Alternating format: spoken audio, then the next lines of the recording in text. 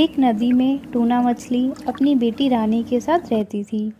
Tuna मछली के पति को कुछ मछुआरे अपने साथ ले गए। तब रानी छोटी थी और उसे अपने पापा से बहुत लगाव था। अपने पापा को खोने का दुख रानी बर्दाश्त नहीं कर पाई और वो काफ़ी चिड़चिड़ी होती गई। टूना मछली अपनी बेटी रानी के गुस्से और चिड़चिड़ेपन से बहुत परेशान थी। रानी बात बात पर गुस्सा हो जाती। टूना हमेशा उसे समझाती और कहती, रानी बेटा, इतना गुस्सा करना अच्छी बात नहीं है। प्लीज़ माँ, आप मुझे मत सिखाओ मुझे क्या करना है और क्या नहीं। टूना के समझाने के बाद भी रानी के नेचर में कोई बदलाव नहीं आया, बल्कि वो दिन ब दिन और चिड़चिड़ी होती चली गई।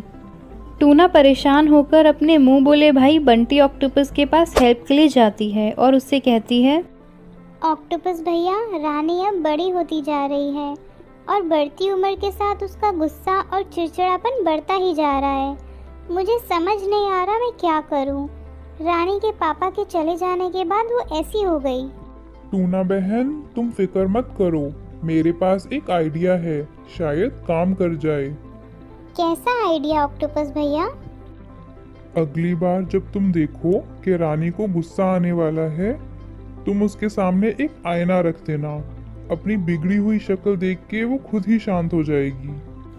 अगले दिन रानी का स्कूलमेट सोनू केकड़ा उसके घर खेलने आता है। रानी अपना स्कूल का होमवर्क कर रही थी। जैसे ही सोनू केकड़ा उसके घर आया और सोफे पे बैठा, उसके हाथ से गलती से टेबल पर रखा हुआ एक सुंदर सा फ्लावर पॉट गिर गया। रानी गुस्से से बौखला उठी और तभी टूना जल्दी से एक आईना लाई और रानी के सामने रख दिया। अब गुस्से से भरी रानी ने अपनी शक्ल आईने में देखी, जो कि गुस्से में बहुत ही बुरी लग रही थी। अपना बिगड़ा हुआ चेहरा देखते ही रानी का गुस्सा छूमंतर हो गया। तब टूना ने उसे बड़े प्यार से समझाया, देखा रानी बेटा, गुस्से में तुम्हारी शक्ल आईने में कितनी बुरी लग रही है। और पता है ऐसा क्यों? क्योंकि आईना कभी झूठ नहीं बोलता। अब रानी को पता चल गया कि गुस्सा करना कितना बुरा होता है और उसी दिन से उसने गुस्सा ना करने का वादा अपने आप से किया। तो बच्चों, इस कहानी से हमें क्या सीखने को मिला? किसी अपने के आने या जाने से ज़िंदगी नहीं रुकती, बस जीने का अंदाज बदल जाता है। एक जंगल में टूना चिड़िया अपने पति बंटी कबूतर और 2 बच्चों के साथ रहती थी। उनका घर बहुत अच्छा चल रहा था जब तक बंटी कबूतर की नौकरी थी। कोरोना की वजह से बंटी की नौकरी चली गई, जिसकी वजह से परेशानियां बढ़ती ही जा रही थी और घर चलाना बहुत ही मुश्किल होता जा रहा था। रात को जब बच्चे सो गए तो टूना ने अपने पति से कहा, अजी, बस 2 ही दिन का भोजन बचा है हमारे पास। अब हम क्या करेंगे? क्या करूं? तुम्हें तो पता ही है, कोरोना की वजह से मेरी नौकरी नहीं रही। अब दिन भर बस नौकरी ही ढूंढता रहता हूँ। तो अब हम क्या करें? कोई उपाय तो निकालना ही होगा। तुम फिक्र ना करो, मैं कल दूसरे जंगल जा रहा हूँ कुछ दिनों के लिए नौकरी ढूंढने। उसके बाद तुम लोगों को भी वहीं बुला लूँगा। ये कहकर दोनों सो जाते हैं। अगले दिन सुबह सुबह बंटी निकल ही रहा होता है कि टूना कहती है, अरे सुनिए जी, ये कुछ चने के दाने हैं। रास्ते में भूख लगे तो खा लेना और अपना ध्यान रखना। बंटी वो चने की थैली के दाने लेकर निकल जाता है। रास्ते में नदी के ऊपर से निकलता है, लेकिन पानी पीने के लिए भी नहीं रुकता, क्योंकि अपने बच्चों के लिए कुछ करना चाहता था। आगे निकलते निकलते एक बड़े पत्थर के पास आराम करने के लिए बैठ जाता है और चनों की थैली खोलकर खा ही रहा होता है कि वहाँ एक काली सी चिड़िया आ जाती है और उससे कहती है, मैं बहुत ही भूखी हूँ, प्लीज़ मुझे खाने को दे दो कुछ। बंटी उसे अपने दाने दे देता है और चिड़िया वो दाने खाकर अपनी भूख मिटाती है। और ये क्या, दाने खाते ही वो एक खूबसूरत परी में बदल जाती है। बंटी बहुत ही हैरान होता है और उससे कहता है, अरे, तुम तो एक परी हो। हाँ, मैं एक बार जंगल में खेल रही थी, गलती से जादूगर को जगा दिया, जिससे उसने मुझे श्राप देकर काली चिड़िया बना दिया। और इसका इलाज था कि कोई भूखा पक्षी मुझे अपना सारा खाना खिला दे तो मैं इस श्राप से मुक्त हो जाऊंगी। शुक्रिया भले कबूतर, तुमने मेरी मदद की। श्राप से मुक्त होने के बाद उस परी ने बंटी कबूतर को एक जादुई चूल्हा दिया और कहा, मुझे पता है कि तुम कितने परेशान हो, फिर भी मेरी मदद की। ये चूल्हा ले जाओ, इस पर सिर्फ पतीला चढ़ाना और जादुई मंत्र बोलना, इसमें खाना खुद ही आ जाएगा। जादुई मंत्र है आबरा कडाबरा छू मंत्र। बंटी उस जादुई चूल्हे को घर ले जाता है और अपनी बीवी को सारी बातें बताता है। उन्होंने उस चूल्हे पर पतीला रखा और मंत्र पढ़ा और उस दिन उन्होंने पेट भर कर खाना खाया। कुछ दिन बीत गए। टूना गहरी सोच में बैठी थी। बंटी पूछता है कि क्या हुआ, तुम क्या सोच रही हो? तो टूना जवाब देती है, हमारे जैसे और भी मजबूर लोग जंगल में रहते हैं, क्यों ना हम ढाबा खोले, उन्हें मुफ्त में खाना खिलाएं और अमीर लोगों को भी सस्ते में खाना खिला दें। और उन्होंने ऐसा ही किया। पूरा जंगल उनके पास खाना खाने आता था। उनका होटल खूब चल पड़ा।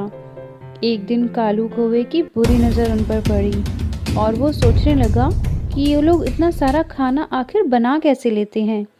एक दिन वो चुपके से उनकी किचन की खिड़की से देख रहा था कि बंटी ने पतीला रखा चूल्हे पर और एक मंत्र पढ़ा। मंत्र पढ़ते ही पतीले में खाना आ गया। वो ये देखकर बहुत हैरान हुआ और उनके जाने का इंतज़ार करने लगा। जैसे ही वो लोग जाते हैं, वो चूल्हा चुराकर अपने घर ले जाता है। जब टूना और बंटी वापस घर आते हैं तो देखते हैं कि चूल्हा गायब था। दोनों परेशान हो जाते हैं। टूना रोने लगती है। बंटी भी परेशान होता है, लेकिन टूना को संभालने के लिए हिम्मत से काम लेता हुआ बोलता है, ऊपर वाले ने हमारी बहुत मदद की है और इस लायक भी हैं कि हम खूब सारा खाना पकाकर होटल को अभी भी चला लें। ये बिल्कुल सही कहा आपने, हम पक्षियों को भूखा नहीं छोड़ सकते। दूसरी तरफ वो कालू कौवा अपनी बीवी को सब कुछ बताता है। उसकी बीवी जल्दी से पतीला लाती है और उस पतीले को चूल्हे पर चढ़ा देती है। कालू कौवा मंत्र गलत पढ़ देता है साबरा का झाबरा छू मंतर, और पतीले में खाना भर जाता है। दोनों बहुत खुश हो जाते हैं, लेकिन देखते ही देखते पतीले 2, फिर 4, फिर 50 और देखते ही देखते पूरा घर भर जाता है पतीलों से। अरे इसे बंद करो कोई, वरना हम मर जाएंगे। उनका पूरा घर खाने और पतीले से भर गया कि वो दोनों मर गए और वो जादुई चूल्हा अपने असली मालिक के पास वापस पहुंच गया। टूना और बंटी उस चूल्हे को देखकर बहुत खुश हुए। सुबह सुबह रानी अपनी माँ टूना और पापा के साथ नाश्ता कर रही थी। इसी बीच रानी ने एक्साइटेड होते हुए कहा, मम्मी पापा, हम इस सैटरडे आर्ट गैलरी जा रहे हैं। स्कूल टीचर ने कल ही हमें बताया, बहुत मज़ा आएगा। मैं तो काफ़ी एक्साइटेड हूँ। अच्छी बात है रानी, ऐसी एक्स्ट्रा एक्टिविटीज में पार्ट लेना ही चाहिए। अच्छी बात है, गुड गुड। लेकिन पापा, सैटरडे से पहले मेरा चश्मा आ जाएगा ना? मुझे अपना चश्मा पहनकर ही आर्ट गैलरी में जाना है। पहली बार जा रही हूँ तो चश्मा पहनकर ही जाऊंगी, वरना मैं ठीक से देख भी नहीं पाऊंगी कुछ। हाँ हाँ रानी बेटा, चश्मा जल्दी ही मिल जाएगा, लेकिन तुम मोबाइल पे ज़्यादा वक्त बिताना कम कर दो। मोबाइल की वजह से ही तुम्हें यह चश्मा लगा है। अरे मम्मी, चश्मा तो फैशन का ही हिस्सा है, मुझ पे चश्मा बहुत अच्छा लगेगा। लेकिन रानी बेटा, तुम चश्मिश हो जाओगी। फ्राइडे रात को पापा ने रानी को उसका नया नंबर वाला चश्मा दिया। रानी तो अपने चश्मे को देखकर बहुत ही ज़्यादा खुश हुई। उसने चश्मा पहनकर देखा और आईने के सामने खड़ी हो गई।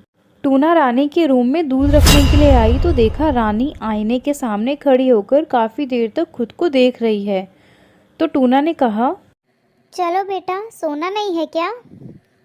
मम्मी देखो ना, कितना फैंसी लग रहा है मेरा चश्मा। मुझे बहुत अच्छा लगा यह फ्रेम। मैं एक और फ्रेम बना के रखूँगी ताकि अदल बदल कर पहन सकूँ। रानी की बात सुनकर टूना को हैरानी हुई कि रानी अपनी कमज़ोर नज़र को लेकर दुखी होने की बजाय नए चश्मे के फैशन के नाम पर खुश हो रही है। रानी को उस वक्त टूना ने कुछ नहीं बोला और रानी का दूध टेबल पे रखकर चली गई। अगले दिन सैटरडे को रानी अपने स्कूल फ्रेंड्स के साथ स्कूल बस में आर्ट गैलरी पहुंची। आर्ट गैलरी बहुत बड़ी थी। रानी और उसके दोस्त पहली बार आर्ट गैलरी में आए थे। हर जगह बड़ी बड़ी पेंटिंग और पुराने स्टैच्यूज रखे थे। जिस तरह आर्ट गैलरी में रखी पुरानी चीज़ों ने सभी बच्चों को अट्रैक्ट किया, उसी तरह रानी के फैंसी और चमकदार चश्मे ने भी सबका ध्यान अपनी ओर खींचा। सभी बच्चों ने चश्मे की बहुत तारीफ करी और बोले, वाओ रानी, कितना अच्छा चश्मा है तुम्हारा, कितना फैंसी है ये। सच में रानी, बहुत अच्छी दिख रही हो तुम इस चश्मे में। मैं भी अपनी मम्मी से बोलकर चश्मा बनाऊंगा और कहूंगा मेरी भी नज़र कमज़ोर हो गई है। सोनू केकड़ा की बात सुनकर सब जोर जोर से हंसने लगे। दूसरी तरफ टूना घर में रानी को लगे चश्मे के बारे में बैठकर सोच रही थी। टूना ने फ़ोन पे रानी की नानी से बात की तो उन्होंने बताया कि रानी अगर योगा करेगी तो उसकी नज़र फिर से ठीक हो सकती है। टूना को रानी की फ़िक्र होने लगी और उसने सोच लिया था कि आज वो रानी से साफ साफ बोल ही देगी कि वो ज़्यादा फ़ोन में गेम ना खेले और योगा करना शुरू कर दे। शाम को स्कूल से आने के बाद रानी ने रोज़ की तरह मम्मी का फ़ोन लिया और मोबाइल पे गेम खेलने लगी। टूना किचन में काम करते हुए बोली, रानी बेटा मोबाइल चार्ज नहीं है। तो रानी मोबाइल चार्जिंग में लगाकर फिर से गेम खेलने लगी। टूना सब देख रही थी और उसने गुस्से में बोला, हद है रानी तुमसे, यही वजह है कि तुम्हें चश्मा लगा है।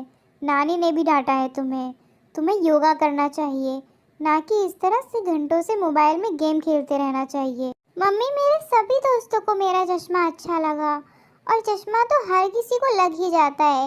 मुझे अच्छा लगता है चश्मा। रानी की बातों से टूना एक बार फिर हैरान हो गई। अगले दिन रानी अपनी मम्मी टूना के साथ बाजार सब्जी खरीदने गई।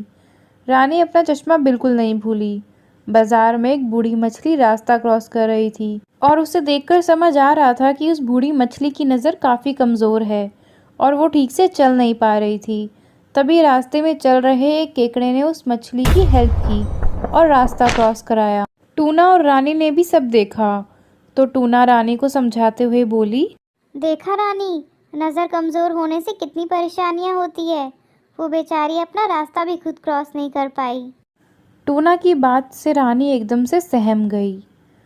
टूना और रानी बाजार से घर लौट आए। तभी रानी के घर उनका पड़ोसी बंटी ऑक्टोपस आया और रानी को देखकर बोला, टूना बहन, रानी को चश्मा कैसे लग गया? ये तो ठीक बात नहीं। बेटा, तुम्हें आगे चलकर बहुत तकलीफ होगी। तुम्हें हमेशा बस अपना चश्मा ढूंढते ही रहना पड़ेगा और लोग भी तुम्हें चश्मिश बोलेंगे। धीरे धीरे रानी को एहसास होने लगा कि वो कितना गलत सोच रही थी। तो उसने कहा, हाँ ऑक्टोपस अंकल, आगे चलकर तो मैं ठीक से रोड भी क्रॉस नहीं कर पाऊंगी। टूना समझ गई कि उनकी बात का असर रानी पे होने लगा। और नहीं तो क्या, स्कूल से आते ही बस मोबाइल में गेम खेलती रहती है और नज़र कमज़ोर हो गई है। नहीं मम्मी, मोबाइल में बिल्कुल भी गेम नहीं खेलूंगी। अब मुझे चश्मा हमेशा के लिए निकालना है। मैं अपनी नज़र फिर से तेज़ करना चाहती हूँ। कल ही मैं अपनी योगा टीचर से नज़र तेज़ करने की एक्सरसाइज पूछ लूँगी। अब मैं रेगुलर योगा करूँगी और ज़रूर अपनी नज़र तेज़ करूँगी। अगले दिन रानी अपने योगा टीचर से एक्सरसाइज पूछ लेती है और रोज़ करने लगती है। कुछ ही महीनों में रानी के चश्मे का नंबर कम हो गया और रानी ने मम्मी को प्रॉमिस किया कि वो अब से ज़्यादा मोबाइल यूज़ नहीं करें।